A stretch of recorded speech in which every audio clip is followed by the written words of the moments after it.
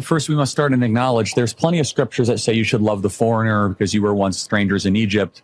Leviticus 19. I mean, there's plenty of scriptures that say that. There's also equal amount of scriptures that warn you about how foreigners can become your masters. In the end of Deuteronomy, Moses explicitly says that in his farewell address. We can continue that there. Let's follow up with 63.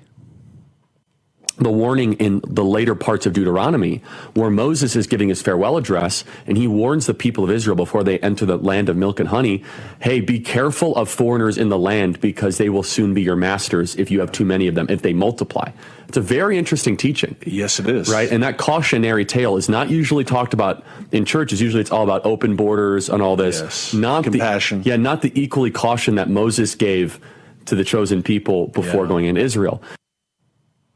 Steve, your reaction, because we're about to have Tom Homan, Borders Czar. He's going to be in the studio. We're so honored to have him, too. And we're going to be talking about all of this stuff going on with ICE, this degradation of the respect for the rule of law. But the Bible is very clear on borders, nationality, and the drawing out of righteous lines that delineate nations. And I think we have to explain why. It's the maintaining of a heritage.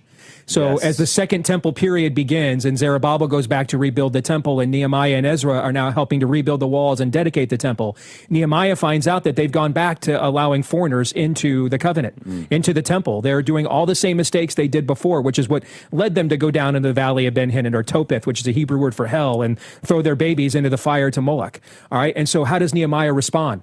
Mass deportations. Nehemiah, mass deportations. You're doing it all over again. We're making all the same mistakes again. The point of the wall and the border is to maintain our heritage. So mass deportations. And I think it's very important for people to understand sojourner and squatter are not the same thing.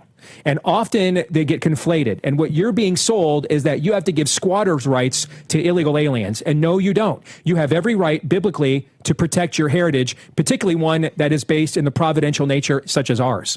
So squatters and sojourners are not the same thing.